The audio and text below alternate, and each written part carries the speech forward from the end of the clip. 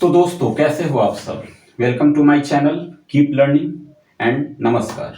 ठीक है, आज हम अर्थमेटिक प्रोग्रेशन का ही एनसीईआरटी से एक्सरसाइज 5.2 करेंगे। ठीक है, इसका बेसिक हम समझ लिए, 5.1 हमने कंप्लीट कर लिया था। अब हम 5.2 में देखते हैं कि अब यहां से कैसे सवाल बनने वाले। ठीक है, तो देखो 5.1 में जो क्वेश्चन हमने किया था वो फॉर्मूले के बेसिस पे नहीं किया था, वो बस डी के फॉर्मूले पे बेसिस पे किया था कि कभी भी हमें डी की वैल्यू फाइंड करनी होती है तो एक बाद वाले टर्म में से एक पहले वाले टर्म को माइनस कर देते हैं तो डी की वैल्यू आ जाती है। ठीक है, लेकिन अब जो 5.2 से स्टार्ट हो रहा है यहां पे अब तुम्हें फॉर्मूले का यूज करना है। क्वेश्चन को समझना होगा कि क्वेश्चन हमसे क्या पूछ रहा है, फिर उसके अकॉर्डिंग फॉर्मूला पुट करना है। ठीक है, अब मैंने पहले ही बता दिया तुम्हें कि पूरे एपी में बस दो ही फॉर्मूले हैं, एक nth टर्म फाइंड करने के लिए और एक सम ऑफ nth टर्म फाइंड करने के लिए। तो आज जो हम करेंगे वो nth टर्म फाइंड करेंगे। ठीक है, चलो सबसे पहले हम एक फॉर्मूला लिख लेते हैं कि फॉर्मूला है क्या। तो फॉर्मूला है हमारा an equal to a plus n minus 1 into D. इस फॉर्मूले पे ध्यान देना। ठीक है, ये फॉर्मूला हम कब यूज करते हैं, जब हमें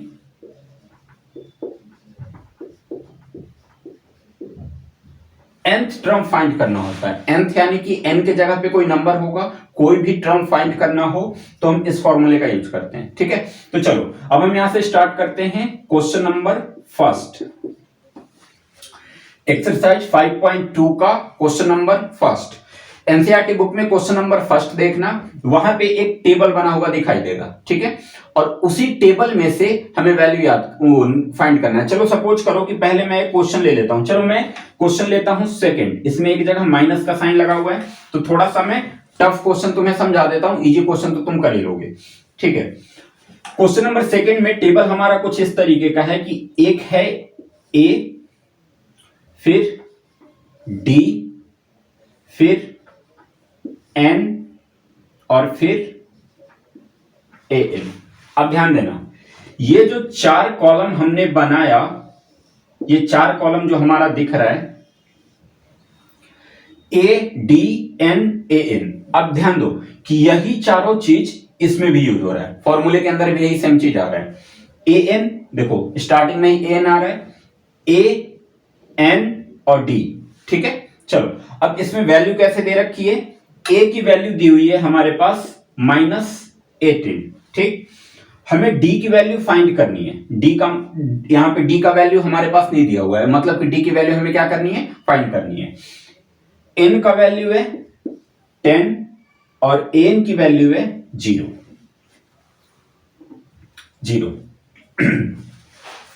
ध्यान से समझना, बस इनकी वैल्यू उठा के जैसे जैसे फॉर्मूला हमसे मांग रहा है वैसे वैसे पुट कर देना, आंसर आ जाएगा हमारा। ठीक है, देखो कितना इजी है, देखते हैं फॉर्मूला। चलो मैं दोबारा लिख रहा हूं, an equal to a plus n minus 1 into D. ठीक है, अब an की वैल्यू क्या है 0, तो n के जगह पे हम क्या रखेंगे 0 इक्वल टू a की वैल्यू क्या दे रखी है -18, तो a की जगह पे हम रखेंगे -18, फिर प्लस n माइनस 1, n की वैल्यू क्या है, यहां पे देखो n की वैल्यू 10 दे रखी है तो n के जगह पे 10 रख लेंगे, फिर इसमें से -1 कर देंगे और इंटू डी की वैल्यू तो हमें फाइंड करनी थी तो d के जगह पे हम d ही रखेंगे। ठीक है, अब हम इसका सॉल्यूशन निकालते हैं, मतलब मुझे d की वैल्यू फाइंड करनी है। इसका मतलब यह हुआ कि जिसकी वैल्यू फाइंड करनी है, देखो यहां पे दो कंडीशन बना रहा है, एक LHS का और एक RHS का। ठीक है, तो अब LHS का और RHS का दो कंडीशन बन रहा है, तो हमें यह देखना है कि जिसकी वैल्यू फाइंड करनी है वो किधर है, RHS में है या LHS में है। तो हम देख रहे हैं कि जिसकी वैल्यू हमें यानी कि D की वैल्यू जो फाइंड करनी है वो RHS में दिखाई दे रहा है, तो D के साथ जो भी संख्या RHS में है उसको वहां से हटा के LHS में लाना होगा, जब भी तो D की वैल्यू फाइंड होगी। चलो कैसे लाएंगे हम, ऐसे तो है नहीं कि सीधे उठा के इधर लाके पटक दिया, नहीं, तरीके से लाना है हमें। तरीके का मतलब कि जब भी हम साइड चेंज करते हैं तो साइड चेंज होता है तो साइन भी चेंज हो जाता है। तो अब देखना यह है कि सबसे पहले मैं किसकी साइड चेंज करूंगा। तो सबसे पहले जो प्लस माइनस में रहता है उसकी साइड सबसे पहले चेंज होती है, ठीक है। अब अगर मैं इस क्वेश्चन में यहां से यहां तक देखूं तो 10 माइनस 1 ये तो एक ब्रैकेट में है, मतलब ये अभी आपस में मिला हुआ है। और डी, देखो ब्रैकेट और डी के बीच में कोई साइन नहीं दिख रहा है, मतलब तो मैं क्या मानूंगा, मल्टीप्लाई। ये मल्टीप्लाई का साइन हो गया। अब समझना, सबसे पहले मैंने क्या बोला कि प्लस माइनस का जो संख्या है उसकी साइड चेंज कर दो। तो मुझे ये दिख रहा है 18 माइनस में, 18 के पहले साइन किसका है, माइनस का। तो जब 18 की मैं साइड चेंज करूंगा तो 18 इधर आके किसका हो जाएगा, प्लस का। अब देखो जीरो की तो कोई वैल्यू है नहीं, जीरो रखो या ना रखो, प्लस माइनस में जीरो की कोई वैल्यू नहीं है। प्लस में खास करके जैसे 18 इधर आएगा तो इधर माइनस का है तो इधर प्लस का हो जाएगा ना, मतलब जीरो प्लस क्या हो गया 18 इक्वल टू। अब इधर आ जाओ, सबसे पहले हमें ब्रैकेट सोल्व करना होगा। ये 18 तो यहां से हट गया, तो 10 में से 1 को माइनस करेंगे तो 10 माइनस 1 कितना 9। तो अब इस ब्रैकेट को सोल्व करने के बाद क्या आया 9 आया, और इंटू डी, तो इंटू डी। क्लियर है। अब ध्यान दो 18 और 0 को हम अगर ऐड करते हैं प्लस करते हैं तो क्या होगा 18 ही होगा। 9 इधर मल्टीप्लाई में है तो इधर आके किस में हो जाएगा, डिवाइड में हो जाएगा। और इक्वल टू इधर क्या बचेगा, ओनली डी बचेगा, ठीक है। तो देखो 9 से 18 2 बार में कैंसिल हो गया, मतलब कि डी की वैल्यू हमारी कितनी आ गई 2। ये क्वेश्चन हमारा कंप्लीट। बहुत इजी था ना, बताओ हार्ड था क्वेश्चन, देखने में लग रहा था कि हार्ड है, बहुत इजी था। और ऐसे ही हर क्वेश्चन को तुम्हें करना है, ठीक है। चलो अब इसमें देखते हैं कि कोई एक और भी कोई क्वेश्चन ऐसा है जिसमें दिक्कत आ सकती है। क्वेश्चन नंबर 2 तो हमारा कंप्लीट हो गया, हमने समझ भी लिया कि हाँ इसको कैसे करना है।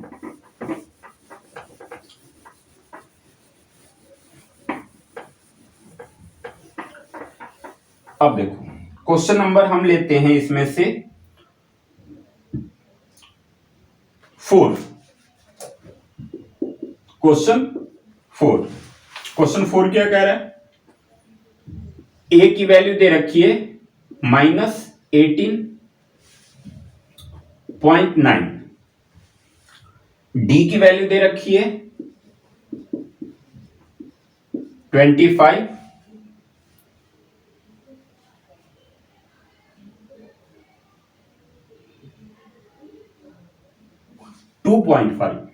डी की वैल्यू है 2.5, ठीक है। एन की वैल्यू हमें फाइंड करनी है कि एन का मान क्या होगा। जैसे पिछले क्वेश्चन में डी की वैल्यू फाइंड करना था, इस क्वेश्चन में एन की वैल्यू फाइंड करनी है। अभी एक चीज और हमारा रह रहा है, वो है ए एन, और ए एन का मान दिया हुआ है 3.6। चलो देखो ये क्वेश्चन में मेरे पास गिवन है, ए की वैल्यू गिवन है, डी की वैल्यू गिवन है, एन की वैल्यू गिवन है, और एन की वैल्यू फाइंड करनी है। हम फॉर्मूला सेम यही फॉर्मूला यूज करेंगे, चाहे मुझे एन की वैल्यू फाइंड करना हो, ए की वैल्यू फाइंड करना हो, डी की वैल्यू फाइंड करना हो, या एन की वैल्यू फाइंड करना हो। जब इस फॉर्मूले में इन चारों नाम का यूज हो रहा है, मतलब कि इनमें से कोई भी वैल्यू फाइंड करनी होगी तो मैं यही फॉर्मूले का यूज करूंगा। क्लियर हो गया। चलो अब ध्यान देते हैं, फिर से एक बार फॉर्मूला लिखता हूं मैं, A N equal to A plus N minus 1 into D, ठीक है। अब जैसे जैसे वैल्यू गिवन है वैसे वैसे इनके जगह पे इनकी वैल्यू पुट कर दो। सबसे पहले एन की वैल्यू देखते हैं 3.6, तो यहां पे हमने लिख लिया 3.6 इक्वल टू ए की वैल्यू दे रखी है -18.9, फिर प्लस एन का तो मान मुझे पता नहीं है तो n-1 वैसे ही रखूंगा, ठीक है। एन की वैल्यू रहती, जब तो इनके जगह पे पुट करते, एन की वैल्यू नहीं है तो इनके जगह पे नहीं रखते हैं, और इनटू डी का मान दे रखा है 2.5।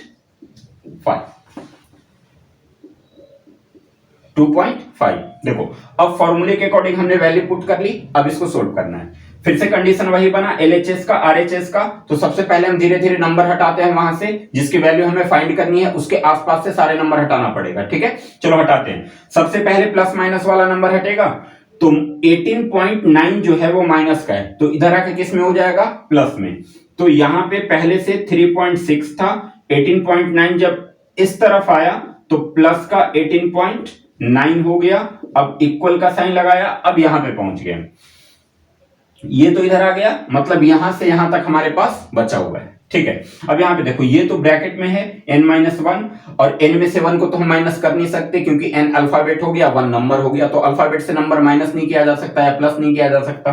तो ऐसे कंडीशन में क्या करेंगे, देखो 2.5 जो मुझे दिख रहा है वो मल्टीप्लाई में दिख रहा है, ब्रैकेट के साथ मल्टीप्लाई में दिख रहा है। इसका मतलब क्या हुआ कि 2.5 n से भी मल्टीप्लाई होगा और 2.5 1 से भी मल्टीप्लाई होगा। ठीक है, तो देखो 2.5 को जब हमने n से मल्टीप्लाई किया तो ये आ गया 2.5 n। ठीक, फिर माइनस 2.5 को 1 से मल्टीप्लाई किया तो ये आ गया 2.5। क्लियर हो गया।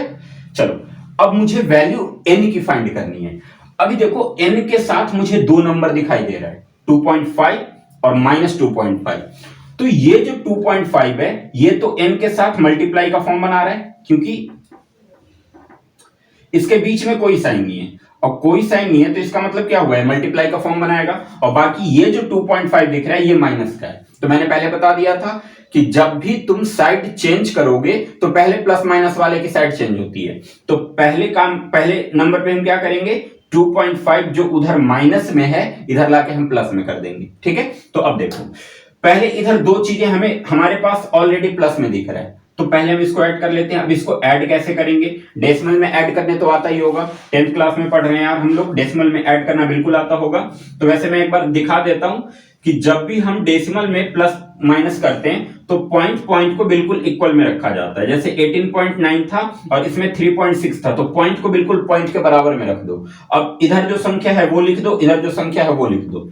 तो इधर है 6 और इधर है 3। अब इसको हम ऐड करते हैं, 9 6 को प्लस किया 15, कैरी बचा 1, 8 3 को प्लस किया 11, 11 में 1 हुआ 12 का कैरी बचा 1, 1 में 1 ऐड कर दिया 2, यानी कि ये कितना आ गया 22.5। तो इनको ऐड करने के बाद आया 22.5, और ये 2.5 जो उधर माइनस का था इधर आके किस में हो गया, प्लस में, तो प्लस 2.5 और इक्वल टू इधर क्या बच गया 2.5 n। क्लियर है। फिर से अब 2.5 और 22.5 और 2.5 इन दोनों के बीच में प्लस का साइन है, मतलब कि इन्हें हमें ऐड करना होगा। चलो पहले ऐड कर लेते हैं, 22.5 और फिर पॉइंट को पॉइंट के बराबर रखेंगे। तो चलो यहां पे बराबर रखा, पॉइंट के बाद 5 था 5 लिखा, पॉइंट के पहले 2 था 2 लिखा, और फिर इसको ऐड कर दिया 5 और 5 10, कैरी बचा 1, 2 2 4, 4 में 1 प्लस किया 5 और 2। अब ये क्या बन गया 25.0। अब देखो पॉइंट के बाद जब जीरो आ जाए, जीरो के बाद कोई संख्या ना हो तो जीरो की कोई वैल्यू नहीं रहती। अगर हाँ जीरो के बाद अगर कोई संख्या है तो उस जीरो की वैल्यू है। अब यहां पे हम ये देख रहे हैं कि पॉइंट के बाद जीरो है, जीरो के बाद कोई संख्या नहीं है, मतलब कि इस जीरो की वैल्यू क्या हो गई, कैंसिल, खत्म हो गई। तो अब सिंपल मेरे पास क्या बचा 25। तो अब मैंने लिखा यहां पे 25 इक्वल टू 2.5 n। ध्यान देना, अब बच गया 25 इक्वल टू 2.5 n। अब मुझे वैल्यू किसकी फाइंड करनी थी, n की। तो n के साथ 2.5 जो है वो कौन से साइन के रिलेशन में आ रहा है, ध्यान देना।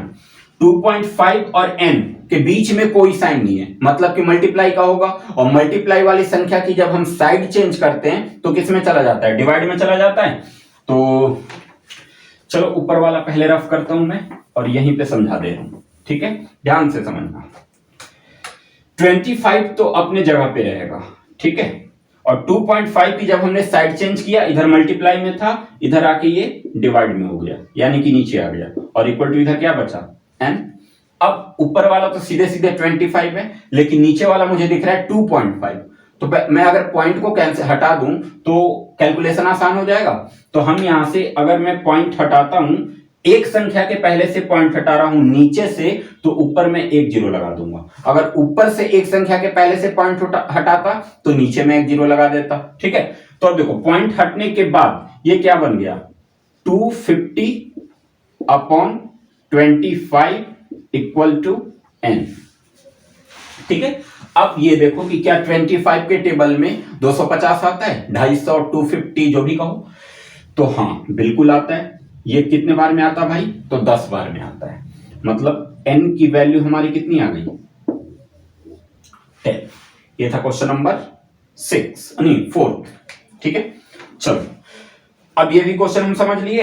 अब हम बढ़ते हैं इस चैप्टर में, इस एक्सरसाइज में आगे की तरफ। ठीक है, चलो मैं इसे पूरा रफ कर रहा हूं।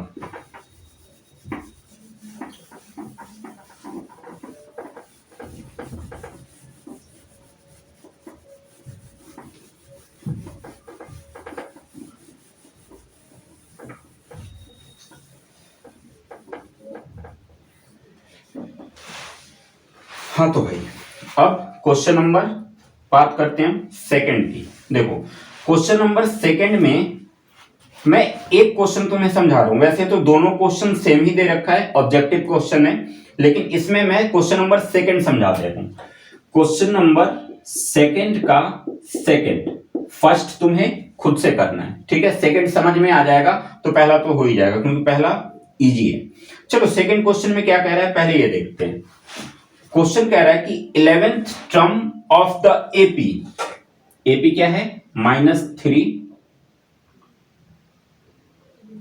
-1/2 फिर कॉमा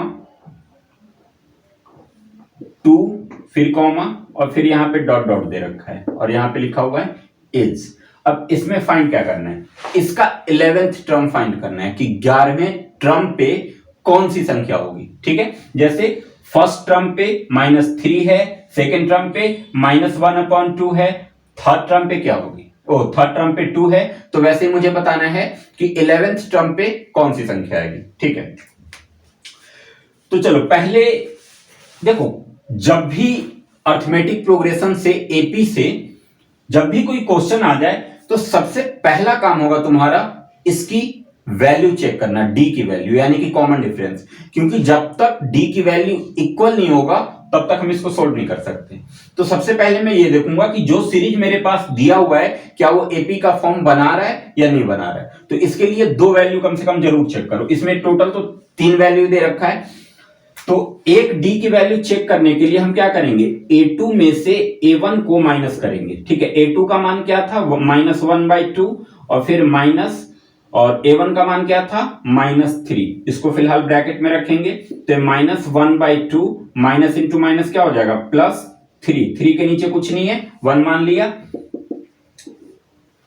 2 और 1 का एलसीएम निकाला तो हो गया 2। 2 से 2 को डिवाइड किया 1, 1 को -1 से मल्टीप्लाई किया -1, प्लस 1 से 2 को डिवाइड किया 2 और 2 को 3 से मल्टीप्लाई किया 6।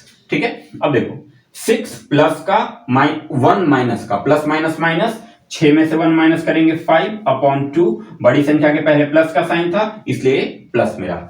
चलो जब हम इसमें से इसको माइनस करके देखा तो हमारा क्या आया 5/2 आया। अब मैं देख रहा हूं कि क्या इसमें भी सेम कंडीशन बना रहा है या इसमें डी की वैल्यू चेंज हो जा रही है, तो मुझे दूसरा भी चेक करना होगा। अब दूसरा चेक करने के लिए हम क्या करते हैं कि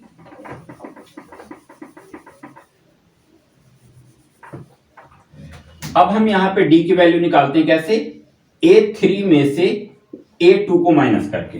ठीक है, तो देखो A3 का मान कितना है 2 माइनस A2 का मान कितना है -1/2। इसको ब्रैकेट में रखेंगे तो फिर 2 माइनस इंटू माइनस क्या हो जाएगा +1/2। 2 के नीचे कुछ नहीं था, 1 मान लिया। 1 2 का एलसीएम कितना हो गया 2 हो गया। 1 से 2 को डिवाइड किया 2, 2 को 2 से मल्टीप्लाई किया 4, फिर प्लस 2 से 2 को डिवाइड किया 1, 1 को 1 से मल्टीप्लाई किया 1 और 4 और 1 को प्लस कर दिया तो 5/2। देखो दोनों की वैल्यू इक्वल आ रही है, मतलब कि जो सीरीज मेरे पास दिया हुआ है वो एपी के फॉर्म पे है।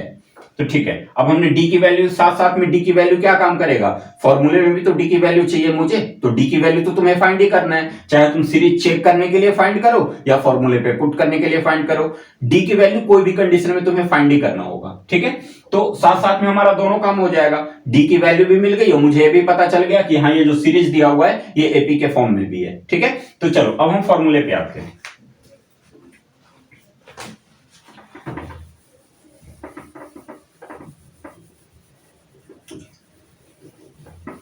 इस क्वेश्चन में हमने डी की वैल्यू फाइंड कर ली थी 5/2।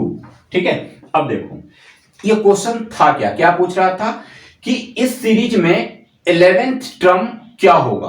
अच्छा देखो, तुम्हें फाइंड करना है 11th टर्म, और जब भी कोई संख्या टर्म को दर्शाता है, टर्म को रिप्रेजेंट करता है, तो इसका मतलब कि वो n की वैल्यू है। टर्म का मतलब क्या, n, ठीक है। तो 11 जो मुझे दिखाई दे रहा है, अब ये किसका मान हो गया, खुद से सोचो कि अगर इसके साथ th यानी कि टर्म लगा हुआ है, तो 11 जो होगा वो किसकी वैल्यू होगा, किसका वैल्यू होगा, a का होगा, d का होगा, n का होगा या n का होगा। तब टर्म हमेशा n को बताता है, टर्म हमेशा n को रिप्रेजेंट करता है। तो 11 जो मुझे दिखाई दे रहा है ये n की वैल्यू हो गई, ठीक है। अब हम फॉर्मूला पुट करते हैं, फॉर्मूला फिर सेम कंडीशन वही, 11th टर्म यानी कि nth टर्म तुम्हें फाइंड करना है कि 11th टर्म पे कौन सी संख्या होगी। तो सेम n का फॉर्मूला पुट करेंगे, an equal to a plus n minus 1 into D, ठीक है। अब देखो an यानी कि हम 11वां टर्म फाइंड कर रहे हैं, तो n के जगह पे क्या लिखेंगे, 11 लिखेंगे, इक्वल टू a, अच्छा a हमारा क्या है, -3, सीरीज का पहला नंबर मेरा क्या है, -3, तो a यानी कि फर्स्ट टर्म हो गया, तो ये -3 प्लस n-1, अच्छा n की वैल्यू क्या, 11th टर्म फाइंड करना था, मतलब n की वैल्यू 11 दे रखी थी, तो n के जगह पे हम 11 रखेंगे, फिर माइनस करेंगे 1 और इंटू d का मान हमने क्या निकाल दिया है, 5/2। क्लियर है यहां तक, चलो आगे देखते हैं। a11 इक्वल टू -3 प्लस 11 में से 1 को माइनस करेंगे तो 10 आएगा, तो इसको ब्रैकेट को सोल्व करने के बाद क्या आया, 10, और 5/2 जो था वो किस में दे रखा था, मल्टीप्लाई में, तो 10 इंटू 5/2 और 2 से 10 5 बार में कैंसिल हो गया, ठीक है। तो a11 इक्वल टू -3 प्लस 5 को 5 से मल्टीप्लाई किया, क्योंकि 5 इंटू 5 बच गया है ऊपर की तरफ, तो 5 जा कितना 25, तो यहां पे लिख दिया 25। तो फिर a11 इक्वल टू, अब ध्यान देना, 25 प्लस का 3 माइनस का, प्लस माइनस 25 में से 3 को माइनस करेंगे तो कितना 22 आ जाएगा, 22, बड़ी संख्या के पहले प्लस का साइन है इसलिए 22 प्लस का ही रहेगा, तो हमारा 11th टर्म कितना आ गया, 22। क्लियर हो गया, आई होप कि अच्छे से क्लियर हो गया होगा, ठीक है। बाकी अगर यार कुछ भी डाउट वाउट रहा करे, एकदम क्लियर बता दिया करो, मैं अवेलेबल हूं, समझे, एक एक डाउट तुम्हारा क्लियर कर दूंगा मैं, ठीक है। मैथ में कोई भी डाउट नहीं रखना है, क्योंकि मैथ अगर तुम्हारी मजबूत रहेगी तो सारे सब्जेक्ट पे तुम्हारा कमांड रहेगा, ठीक है। चलो अब हम आगे देखते हैं कि अगला क्वेश्चन हमारा क्या है।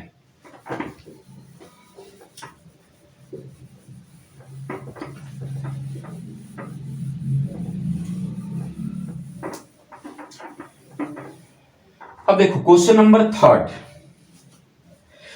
In the following APs find the missing term in the boxes. चलो फर्स्ट क्वेश्चन देखते हैं पहले, क्वेश्चन नंबर 3 का पहला पार्ट क्या दे रखा है, 2, यहां पे एक बॉक्स बना हुआ है और यहां पे फिर से दिया हुआ है 26। अब ध्यान से समझना, देखो ये एपी का एक सीरीज है जिसमें टोटल तुम्हारे पास 3 टर्म में दिया हुआ है। अच्छा इसके बाद तो डॉट डॉट है नहीं, डॉट डॉट हमें ये बताता है ना कि ये इनफिनाइट सीरीज है, लेकिन ये फाइनाइट सीरीज है क्योंकि ये 26 तक खत्म ही है। तो मतलब कि इस सीरीज में मुझे टोटल 3 टर्म दिख रहा है, 3 टर्म, ठीक है। अब ध्यान से समझो कि हमें क्या करना है, सेकेंड टर्म को फाइंड करना है।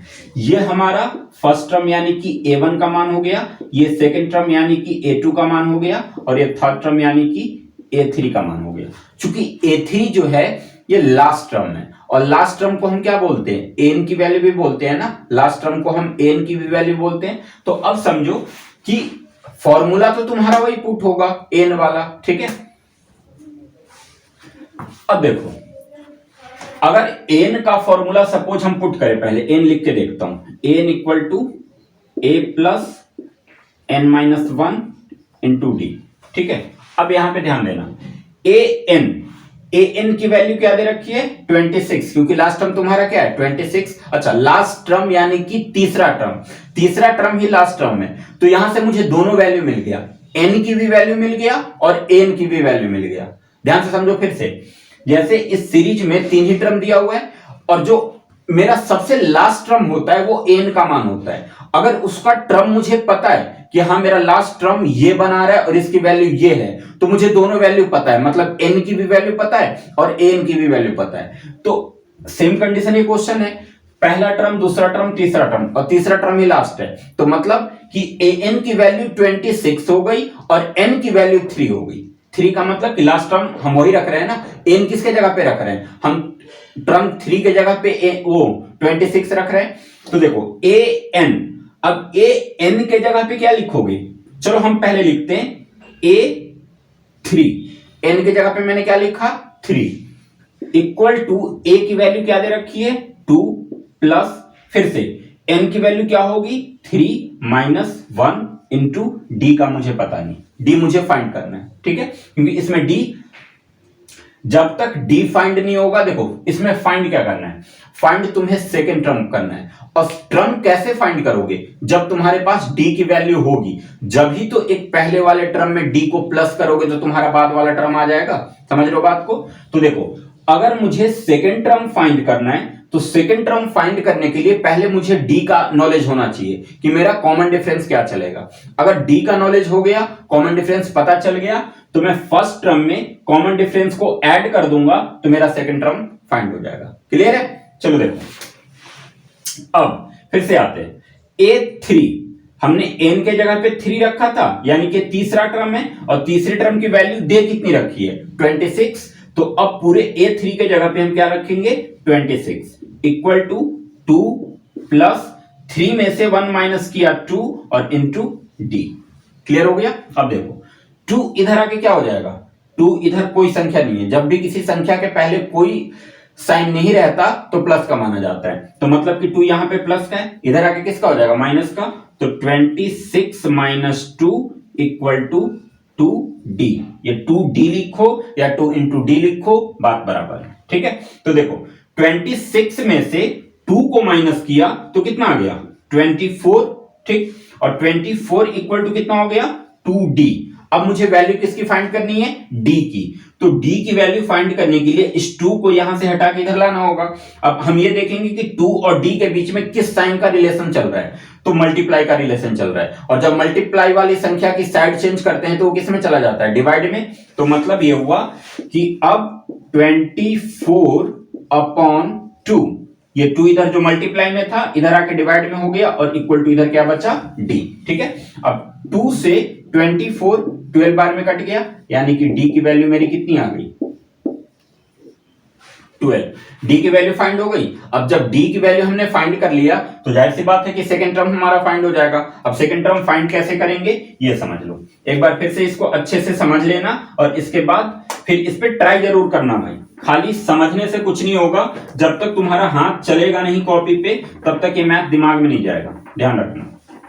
अगर सिर्फ देखने से तुम्हें ये लग रहा है कि हाँ सारी चीजें समझ में आ गई, 4 दिन तक इसको मत देखो, 5वें दिन अगर तुम्हारे माइंड में इसमें से कम 60% चीजें तुम्हारे माइंड से ना निकल जाए तब कहना। तो मैथ को अगर चाहते हो कि व्हाइट बोर्ड या कॉपी से माइंड में उतारा जाए तो जितना ज्यादा हो सके हाथ का यूज करो, ठीक है। Practice practice practice. टारगेट दे दो अपने आप को कि मुझे 1 महीना के अंदर अपने कैलकुलेशन को सुधार लेना है। और कैलकुलेशन कैसे सुधरेगा, जब हम रोज कम से कम 50 कैलकुलेशन सोल्व करेंगे, ठीक है। लेकिन ये कंटिन्यू रखना है, माइंड ऐसे ही काम करता है, रिपीटिंग मेथड पे माइंड काम करता है कि जब हम कोई चीज को रोज दोहराते हैं ना तो चीजें हमेशा के लिए याद हो जाता है, मतलब कि वो चीजें जो है सबकॉन्शियस माइंड के पास पहुंच जाता है, और जब उसके पास पहुंचता है तो स्टोर करके रख लेता है, जब भी तुम्हें जरूरत पड़ेगी एकदम टाइम टू टाइम निकाल के तुम्हारे सामने हाजिर कर देगा, ठीक है। तो चलो अब यहां पे आगे देखते हैं।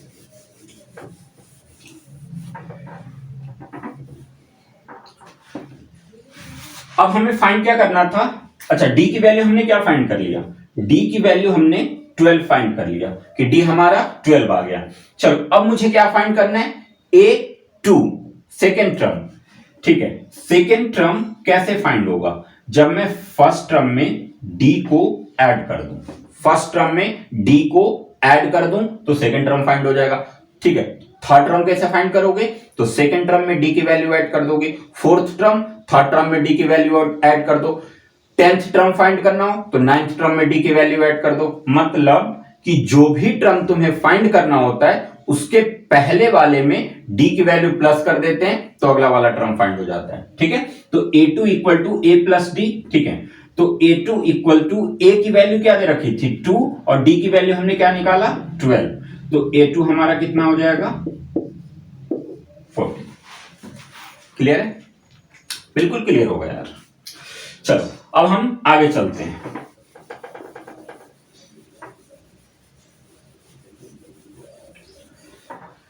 Question number 3। वैसे तो यार इसके मैं चाह रहा हूं सारे क्वेश्चन करवा दूं क्योंकि इसमें दिक्कत आती है। ठीक है, इसको समझना बहुत जरूरी है।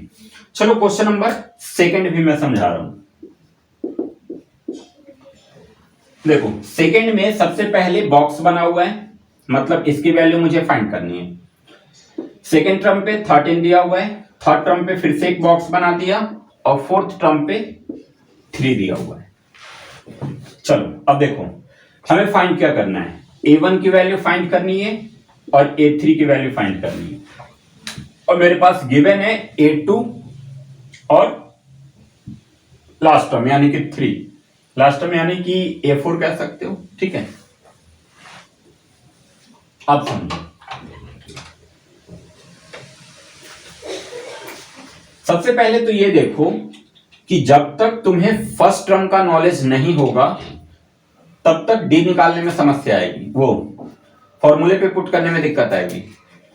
तो इसमें दो चीज मिसिंग है, ना तो हमारे पास डी की वैल्यू है और ना ही ए की वैल्यू है। अगर हम फॉर्मूला पुट करें तो n equal to A plus n minus 1 into D, यही फॉर्मूला है। अब देखो an, चूंकि इस सीरीज का लास्ट टर्म क्या दे रखा है 3, लास्ट टर्म मतलब ये कौन से टर्म पे है तो 1 2 3 4 टर्म पे। तो यहां से दो चीजें हमें मिल गई, एक तो हमें n का नॉलेज हो गया, n मिल गया, n इक्वल टू 3 और n इक्वल टू 4, क्योंकि ये 3 जो है ये चौथे टर्म पे है। तो टर्म यानी कि n और उसकी जो वैल्यू दी हुई है वो यानी कि n, तो n का मान 3 हो गया और ये 3 कौन से टर्म पे था 4 टर्म पे, इसलिए n का मान 4 हो गया। तो चलो दो हमें n मिल गया n मिल गया, लेकिन अभी भी हम देख रहे हैं कि ना तो मेरे पास a है और ना ही मेरे पास d है। तो ये कैसे फाइंड होगा, तो समझो a2 का मान गिवन है ना, सेकेंड टर्म क्या दिया हुआ है 13।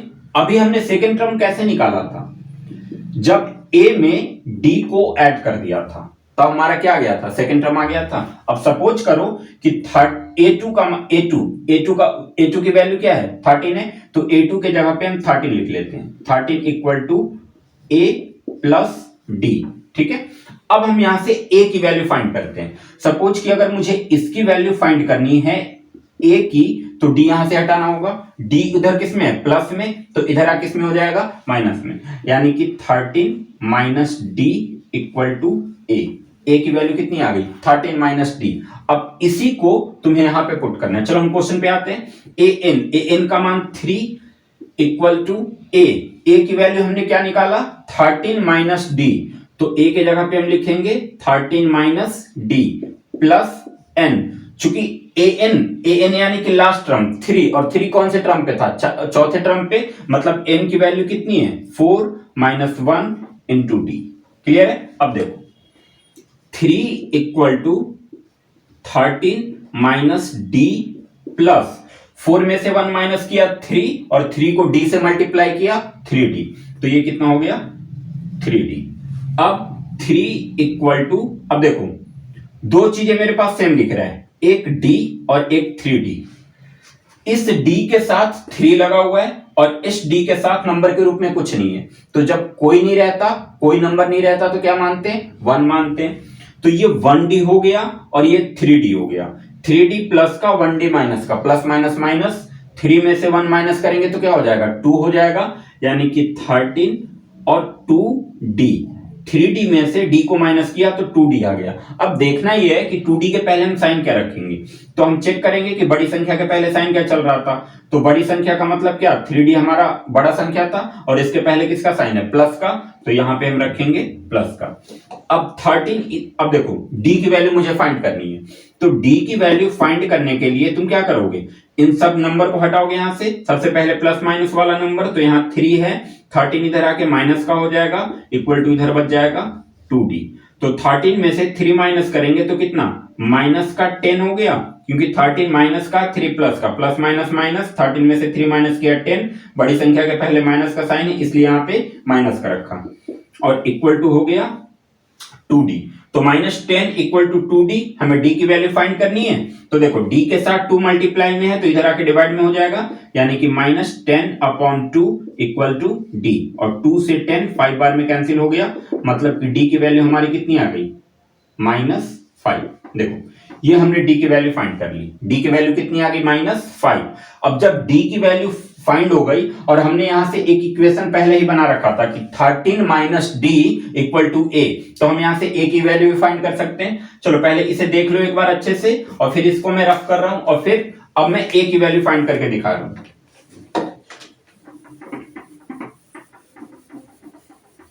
देखो D की वैल्यू -5 आ गई, हमने एक इक्वेशन बनाया था 13 - D equal to A।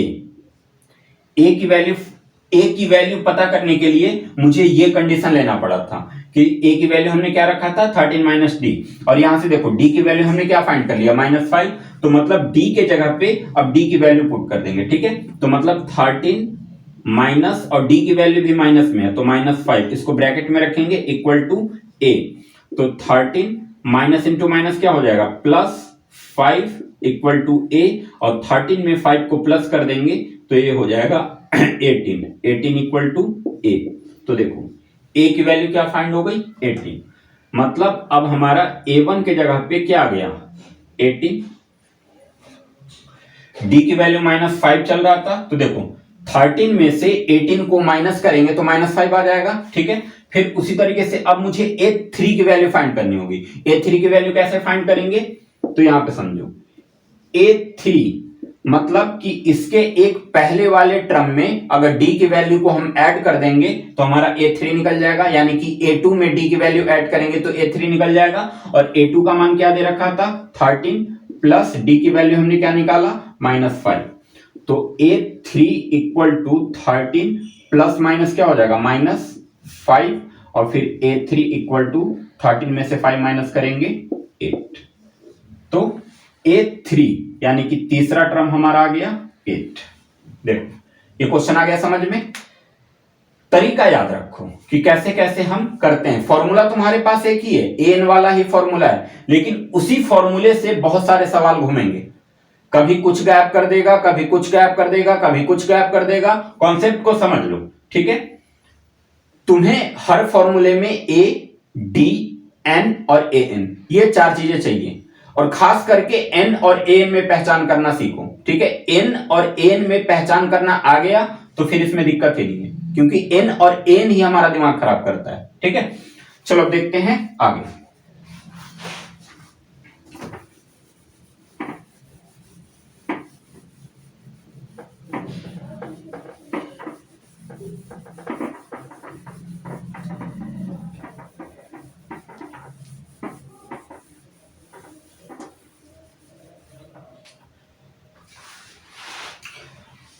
Question number 3, देखो थर्ड क्वेश्चन आराम से बन जाएगा। पहला टर्म दिया हुआ है, दूसरा और तीसरा टर्म फाइंड करना है, और फोर्थ टर्म यानी कि लास्ट टर्म भी दिया हुआ है, तो ये भी बन जाएगा। क्वेश्चन नंबर 4 जो है ये भी आराम से फाइंड हो जाएगा। और देखो अगर तुम्हारे पास फर्स्ट टर्म और लास्ट टर्म ये दोनों साफ साफ दिख रहा है तो फिर दिक्कत नहीं आएगी, फिर आराम से निकल जाएगा। लेकिन अगर फर्स्ट टर्म गैप कर दिया है तब तुम्हें फर्स्ट टर्म बनाना पड़ेगा। और फर्स्ट टर्म बनाएंगे कैसे, अगर फर्स्ट टर्म गैप है तो इसका मतलब कि सेकंड टर्म तुम्हारे पास गिवन होगा, ठीक है। तो अभी हमने a की वैल्यू हमने फाइंड करना सीखा था कि मैंने क्या किया कि a2 equal to a plus D, और a का मान निकालने के लिए a2 में से d को माइनस कर दिया तो a का मान निकल गया, और फिर उसको पुट करके लास्ट में वैसे कैलकुलेशन बना दिया। अब सेम क्वेश्चन थर्ड में चार टर्म है, चार टर्म में से पहला टर्म और लास्ट टर्म ये दोनों गिवन है, फॉर्मूला सेम रखेंगे एन का, एन की वैल्यू तुम्हारे पास गिवन ही है और इसमें लास्ट टर्म 4 है, मतलब कि एन की भी वैल्यू गिवन है, ए की वैल्यू गिवन ही है, तो डी की वैल्यू फाइंड हो जाएगी और डी की वैल्यू फाइंड होगी तो इसके बाद इनके टर्म को फाइंड कर देना। मतलब कि सेकंड टर्म फाइंड करना है, पहले हम डी की वैल्यू फाइंड करेंगे, फिर डी की वैल्यू को फर्स्ट टर्म में ऐड करेंगे तो सेकंड टर्म फाइंड हो जाएगा, फिर सेकंड टर्म में ऐड करेंगे तो थर्ड टर्म फाइंड हो जाएगा। ठीक है, फोर्थ क्वेश्चन में भी सेम कंडीशन है, -4 तुम्हारा फर्स्ट टर्म है और लास्ट टर्म 6 दे रखा है। लास्ट टर्म देख लो कि कितना 1 2 3 4 5 6 यानी कि 6 टर्म पे 6 दे रखा हुआ है। ठीक है, a6 का मान 6 है। अब यहां से दो चीजें तुम्हें मिल गई, एन की भी वैल्यू मिल गई और एन की भी वैल्यू मिल गई। एन की वैल्यू 6 और एन की भी वैल्यू 6, ए का मान गिवन ही है, सेम फॉर्मूला पुट करेंगे आंसर आ जाएगा। फिफ्थ क्वेश्चन की बात करते हैं तो फिफ्थ क्वेश्चन में देखो क्या है, फिफ्थ क्वेश्चन में जो अभी हमने क्वेश्चन किया ना सेम वैसे ही कंडीशन बना रखा है, इसमें a1 की वैल्यू गैप कर दिया है, मतलब a1 की वैल्यू तुम्हें फाइंड करनी है लेकिन साथ में a2 का मान गिवन है। ठीक है, तो a2 का मान यदि गिवन है तो a1 की वैल्यू फाइंड कर लेंगे। कैसे, हम लिखेंगे a2 equal to a plus D, a2 equal, देखो समझ लो ऐसे। चलो मैं क्वेश्चन नंबर फिफ्थ समझा ही देता हूं। पहला टर्म पता नहीं, दूसरा टर्म 38, तीसरा टर्म का पता नहीं, चौथा टर्म का पता नहीं, पांचवें टर्म का पता नहीं और छठा टर्म दे रखा है -22। ठीक है, ये है हमारा क्वेश्चन नंबर फिफ्थ। अब देखो इसको ध्यान से समझो, इसमें लास्ट टर्म दिया हुआ है, लास्ट टर्म देने का मतलब कि हमें दो चीज मिल गया, ए एन और एन। ए एन की वैल्यू -22 हो गई और एन की वैल्यू 1 2 3 4 5 6, एन की वैल्यू 6 हो गई। चलो हम फॉर्मूला पुट करते हैं, फिर से एन का फॉर्मूला देखते हैं, ए प्लस एन -1 इंटू डी, ये फॉर्मूला है। ठीक है, अब इस फॉर्मूले के अकॉर्डिंग मेरे पास क्या क्या चीजें उपलब्ध है, तो मेरे पास एन की वैल्यू उपलब्ध है -22 और -22 6 टर्म पे आ रहा है, तो इसका मतलब कि मेरे पास n की भी वैल्यू है। ठीक है, ना तो मेरे पास a की वैल्यू है ना ही मेरे पास d की वैल्यू है। अब कोई एक वैल्यू तो मुझे निकालना होगा, जब ही मैं ओवरऑल इसको फाइंड कर पाऊंगा। मतलब कि एक फॉर्मूले से या एक क्वेश्चन से दो वैल्यू एक बार में नहीं निकाला जा सकता। ठीक है, पहले कोई एक निकालोगे फिर उसके अकॉर्डिंग दूसरा निकालोगे। तो अब इसमें क्या, इस फॉर्मूले में दो वैल्यू गैप है, अगर एक वैल्यू गैप रहता तो हम आराम से निकाल लेते, लेकिन यहां से दो वैल्यू मेरे पास नहीं है, दो वैल्यू नहीं है। अब मुझे दोनों में से जरूरत ज्यादा किसकी है, ए की ज्यादा जरूरत है या डी की ज्यादा जरूरत है, क्योंकि ना तो मेरे पास डी है ना ही मेरे पास ए है, यानी कि फर्स्ट टर्म। तो देखो सबसे ज्यादा जरूरत मुझे फर्स्ट टर्म की पड़ेगी, तो फर्स्ट टर्म हम कैसे निकालेंगे। अब यहां पे हम देख रहे हैं कि फर्स्ट टर्म के बाद सेकंड टर्म मेरे पास गिवन है। ठीक है, सेकंड टर्म गिवन है तो सेकंड टर्म का फॉर्मूला क्या होता है, a2 का फॉर्मूला क्या होगा, a प्लस डी। a2 का फॉर्मूला क्या होगा कि फर्स्ट टर्म में d को ऐड कर दोगे तो a2 का मान आ जाएगा। तो देखो a2 equal to a plus D हो गया। अब a2 का मान तो मेरे पास 38 गिवन ही है, तो इसके पास 38 रख लेंगे equal to a plus D. D इधर प्लस में इधर लाके माइनस कर दो, यानी कि 38 minus D equal to A. अब ए का मान मुझे मिल गया, ए का मान क्या मिला 38 माइनस डी। अब इसके अकॉर्डिंग हम चलते हैं, देखो ए एन की वैल्यू -22, चूंकि लास्ट टर्म है इसका इसलिए यहीं से एन की भी वैल्यू रखना पड़ेगा। तो एन के जगह पे लिख लिया हमने -22 इक्वल टू ए। देखो ए की वैल्यू हमने क्या फाइंड किया 38 माइनस डी, तो ए के जगह पे हम लिखेंगे 38 minus D plus N. N का मान जो लास्ट टर्म था वही उसी का टर्म एन का मान होगा। लास्ट टर्म कौन से टर्म पे था, 6 टर्म पे था, तो एन की वैल्यू क्या होगी 6 माइनस 1 इंटू डी का मुझे पता नहीं, तो डी का डी वैसे ही रखेंगे। अब आ जाओ फिर से -22 equal to 38 minus D plus 6 में से 1 माइनस किया 5 और 5 को डी से मल्टीप्लाई किया 5d, तो ये हो गया 5d। अब देखो d यहां पे माइनस का, d यहां पे प्लस का, 5d प्लस का d माइनस का, d के पहले कोई नंबर नहीं है तो 1 मान लेंगे, यानी कि 1d माइनस का 5d प्लस का, प्लस माइनस माइनस 5 में से 1 माइनस किया 4 आ गया, तो यहां पे हम लिख देंगे 4d। बड़ी संख्या के पहले मुझे माइनस का साइन दिख रहा है तो यहां पे मैं माइनस का साइन लगाऊंगा, ठीक है। बाकी का हमने उतार लिया 38 इक्वल टू -22। अब मुझे d की वैल्यू फाइंड करनी है। d की वैल्यू फाइंड करने के लिए 4 और 38 दोनों को यहां से हटाना है। तो सबसे पहले अभी हमने सीखा कि पहले प्लस माइनस वाले संख्या हटता है, तो 38 के पहले कोई साइन नहीं मतलब प्लस का है, ये इधर आके किसका हो जाएगा माइनस का, यानी कि -22 - 38 इक्वल टू इधर क्या बच गया 4d। तो देखो दोनों अब माइनस में हो गया, ठीक है। ये कैलकुलेशन तो पता ही होगा कि जब दो नंबर माइनस में होता है तो हम उसको प्लस करते हैं लेकिन साइन रखते हैं माइनस का, माइनस माइनस प्लस लेकिन साइन माइनस का। तो 38 और 22, 8 और 2 को प्लस किया 0, 3 और 2 को प्लस किया 5 और 5 में 1 ऐड हुआ 6, यानी कि आ गया माइनस का 60 इक्वल टू 4d। अब d की वैल्यू फाइंड करने के लिए 4 इधर मल्टीप्लाई में इधर आके डिवाइड में हो जाएगा, यानी कि -60/4 और 4 से 60 15 बार में कैंसिल हो गया मतलब, और इधर क्या बच गया d। इसका मतलब क्या हुआ कि तुम्हारा d का मान आ गया -15। तो देखो d की वैल्यू -15 आ गया। अब d हमने फाइंड कर लिया, तो इस कैलकुलेशन पे d की वैल्यू पुट करके हम a की वैल्यू फाइंड कर लेंगे, ठीक है। देखो कैसे, जैसे कैलकुलेशन इक्वेशन क्या था 38 - d इक्वल टू a। तो 38 माइनस, देखो d की वैल्यू हमने क्या फाइंड किया है -15, तो d के जगह पे हम रखेंगे -15 और इक्वल टू a। तो 38 माइनस इंटू माइनस क्या हो जाएगा +15 इक्वल टू a। अब ये दोनों प्लस का हो गया तो दोनों को ऐड कर देंगे, 8 5 13 और 3 और 1 4 और 1 5, यानी कि a की वैल्यू क्या फाइंड हो गई 53। तो देखो a की वैल्यू हमारा फाइंड हो गया 53। अब हमें a3 a4 a5 ये फाइंड करना है, तो ये तो आराम से फाइंड हो जाएगा। क्यों? क्योंकि d की वैल्यू तो मेरे पास आई है। अब इसमें मैं d की वैल्यू ऐड करूंगा तो ये फाइंड हो जाएगा, फिर इसमें d की वैल्यू ऐड करूंगा तो ये फाइंड हो जाएगा, फिर इसमें d की वैल्यू ऐड करूंगा तो ये फाइंड हो जाएगा। तीनों टर्म फाइंड हो गया। चलो एक टर्म फाइंड करके दिखा देता हूं, बाकी के दोनों टर्म तुम्हें खुद फाइंड करना होगा।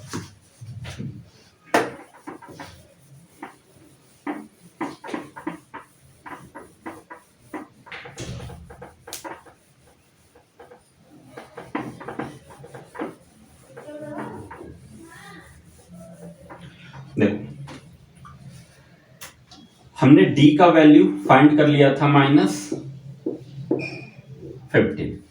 अब हमें फाइंड करना है a3, ठीक है। a3 कोई भी टर्म को फाइंड करने के लिए उसके पहले वाले टर्म में d की वैल्यू ऐड करते हैं। तो इसके पहले क्या टर्म रहा होगा a2 रहा होगा, और फिर a2 में अगर मैं d को ऐड कर दूंगा तो a3 फाइंड हो जाएगा। तो देखो a2 का मान क्या है 38, फिर प्लस, और d का मान हमने कितना निकाला -15। इसको हम फिलहाल ब्रैकेट में रखेंगे। फिर 38 जब ये ब्रैकेट से बाहर निकलेगा तो प्लस इंटू माइनस माइनस हो जाएगा 15, और 8 में से 5 - 3, 3 में से 1 - 2। बड़ी संख्या के पहले प्लस का ही साइन है तो ये प्लस में रहेगा, यानी कि ये वैल्यू हमारा कितना आ गया 23। ऐसे ही ये क्या है a4 फाइंड करने के लिए क्या करोगे a3 में d की वैल्यू ऐड कर दोगे, a4 फाइंड हो जाएगा। अब a5 फाइंड करना है तो a4 में d की वैल्यू ऐड कर देंगे तो a5 फाइंड हो जाएगा, ठीक है। तो देखो ओवरऑल हमारा थर्ड क्वेश्चन भी अच्छे तरीके से कंप्लीट हो चुका है।